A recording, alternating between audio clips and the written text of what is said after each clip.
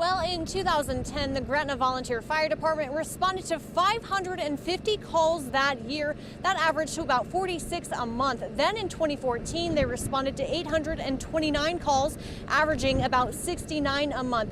Already this year, the department is responding to 75 calls per month. It's obvious growth that isn't slowing.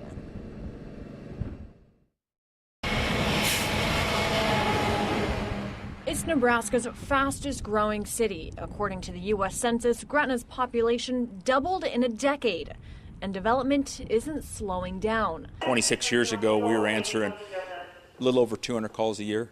This year, we'll probably be close to 1,000 calls a year.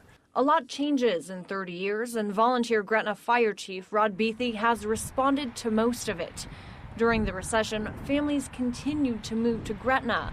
Most recently, Nebraska Crossing boosted the town's economy and daily population. But one thing hasn't changed. The town's firefighters are not paid.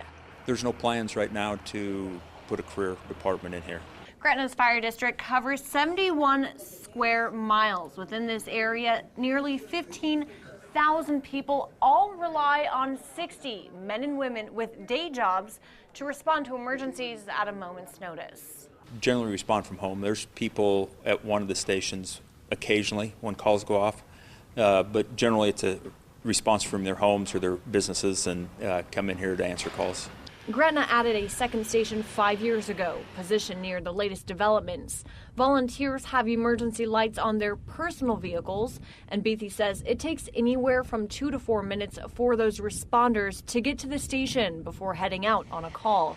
But that delay isn't enough for the volunteers to see a paycheck. We continue to monitor to make sure that we have appropriate response times and we have appropriate personnel to answer those calls. When we start seeing a trend change in that, then we'll start looking at the options.